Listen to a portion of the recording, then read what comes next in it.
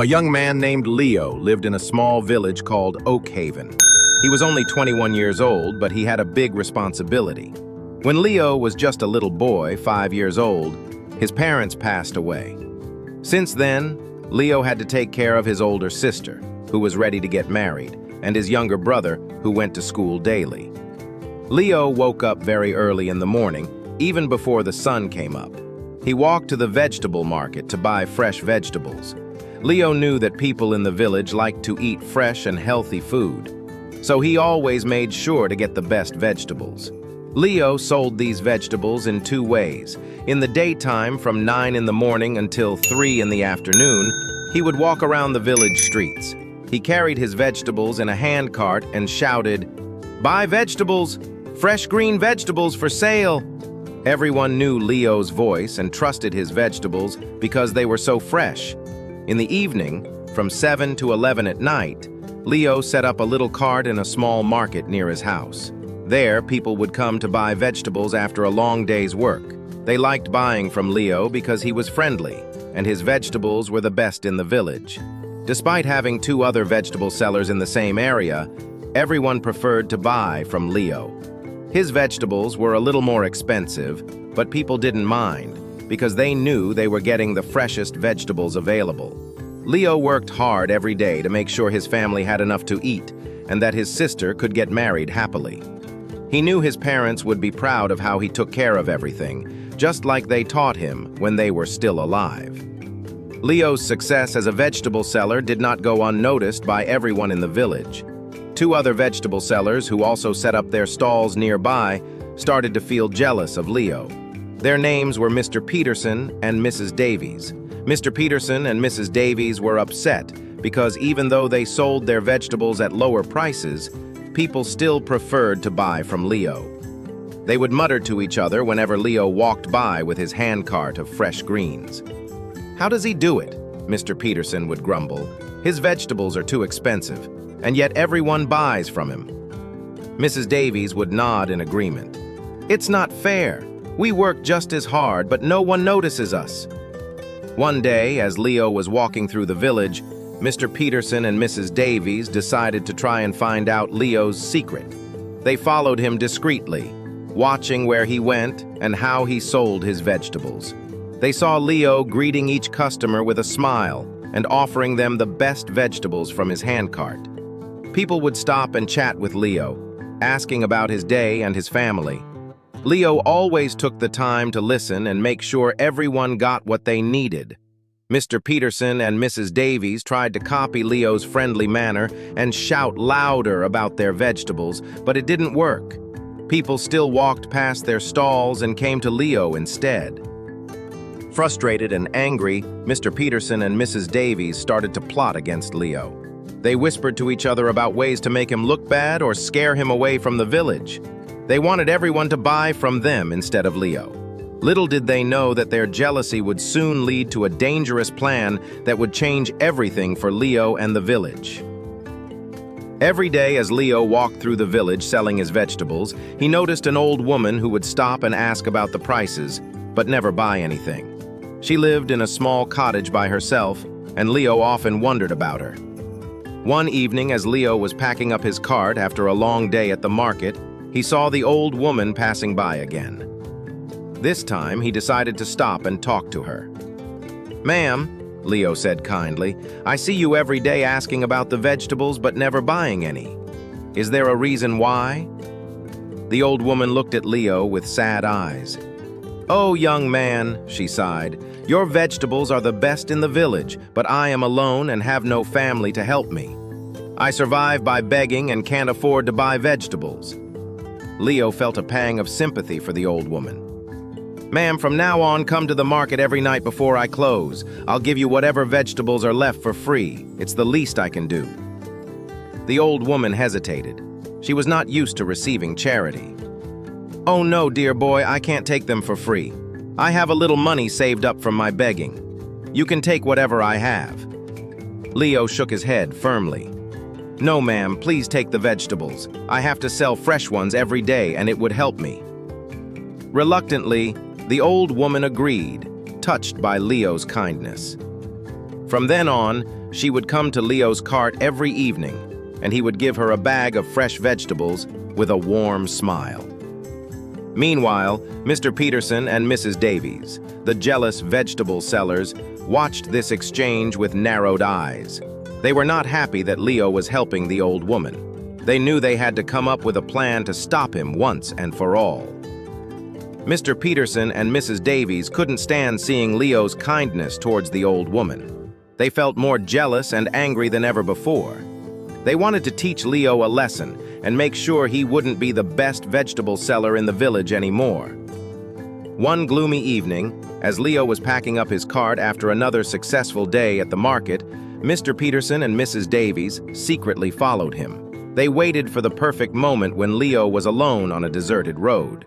Suddenly, they jumped out of their hiding place and confronted Leo. "So, Leo," Mr. Peterson sneered, "you think you're better than us, huh? Selling your expensive vegetables and giving them away for free to beggars?" Mrs. Davies chimed in. "You've gotten too big for your boots, Leo. It's time we teach you a lesson." Leo was startled and scared. He had heard rumors about Mr. Peterson and Mrs. Davies not liking him, but he never thought they would go this far. "What do you want from me?" Leo asked, trying to keep his voice steady. "We want you to leave the village," Mr. Peterson said with a menacing glare. "We don't want competition like you around here." Leo looked around, hoping someone would come to help him, but the road was empty, and it was getting darker by the minute. Just when things seemed hopeless, the old woman happened to pass by. She saw Mr. Peterson and Mrs. Davies shouting at Leo and immediately understood that he was in trouble. "Help! Somebody help!" the old woman screamed at the top of her lungs. "Save him, someone!" Startled by the old woman's cries, Mr. Peterson and Mrs. Davies realized they had been seen. They exchanged frightened glances and then, without another word, turned and ran away into the night. Leo stood there shaking with fear and relief. The old woman rushed to his side, her eyes full of concern. "Are you all right, my dear boy?" she asked, touching his arm gently. Leo nodded, still trying to catch his breath. Thank you so much, ma'am. You saved my life." The old woman smiled warmly. "I couldn't just stand by and do nothing. You've been so kind to me, Leo. How could I not help?" Leo hugged the old woman gratefully. "I don't know how to thank you." "You don't need to," the old woman said softly. "You've already done enough for me." As they walked back to Leo's house together, Leo made a decision. He couldn't let the old woman go back to her lonely cottage. She had become like family to him, and he wanted her to stay with him and his siblings. Leo and the old woman walked back to his house, their steps lighter now that the danger had passed. Leo couldn't stop thinking about how the old woman had saved him from Mr. Peterson and Mrs. Davies. "Ma'am," Leo said as they reached his doorstep, "I can't thank you enough for what you did back there. You saved my life." The old woman smiled kindly at him. "It was the least I could do, Leo. You've been so generous to me with your vegetables. I couldn't just stand by and watch." Leo nodded gratefully. "You've become like family to me, ma'am. I don't have a mother anymore, and my sister and brother could use someone wise like you around." The old woman's eyes twinkled with surprise and happiness. "Oh, Leo, that's very kind of you, but I don't want to be a burden." Leo shook his head firmly. "You're not a burden, ma'am. Please come and live with us. We have plenty of space, and it would mean so much to us."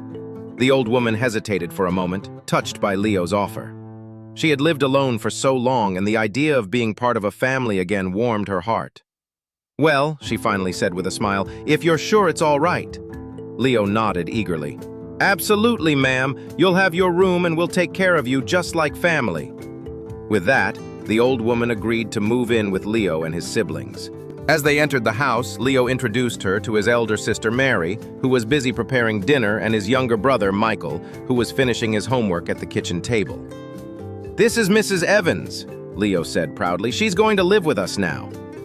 Mrs. Evans smiled warmly at Leo's siblings. "Hello, dears. It's lovely to meet you." Leo's sister and brother greeted Mrs. Evans shyly but with curiosity. They could tell she was kind and gentle, just like Leo had described. That night, as they all sat down for dinner together, Leo couldn't help but feel grateful. Despite the scare with Mr. Peterson and Mrs. Davies, something good had come out of it. Mrs. Evans had brought a new sense of warmth and companionship to their home, and Leo knew they were all better off with her there. In the days that followed, Mrs. Evans settled into life with Leo and his siblings. She quickly became a beloved member of their household, bringing a sense of calm and wisdom that they all cherished. Leo's elder sister, Mary, found comfort in having another woman around the house. She appreciated Mrs. Evans's advice on cooking and homemaking, and they often spent afternoons together discussing wedding plans. Mary was relieved to have someone to confide in about her hopes and worries. Leo's younger brother, Michael, looked up to Mrs. Evans like a grandmother. He enjoyed listening to her stories about the village when she was younger and eagerly absorbed the lessons she shared about life and kindness.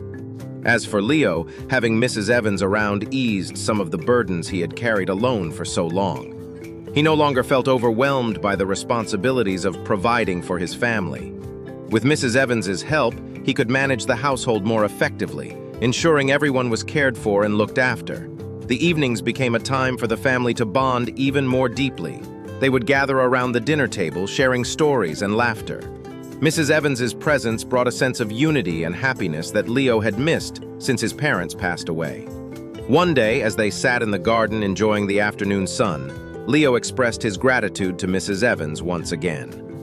"I can't thank you enough for coming into our lives, Mrs. Evans," he said sincerely. "You've brought so much joy and peace to our home." Mrs. Evans smiled warmly. "Oh, Leo, you and your siblings have been a blessing to me as well.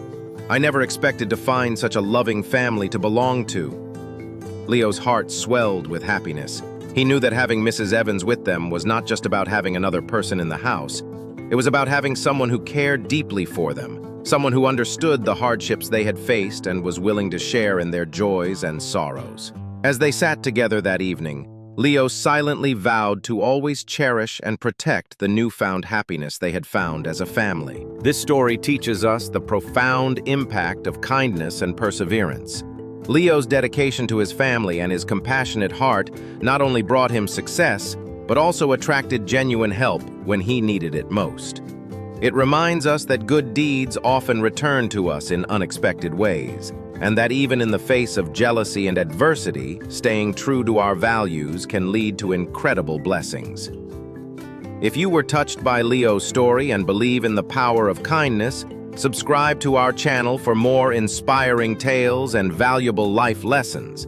Your support helps us share stories that uplift and motivate.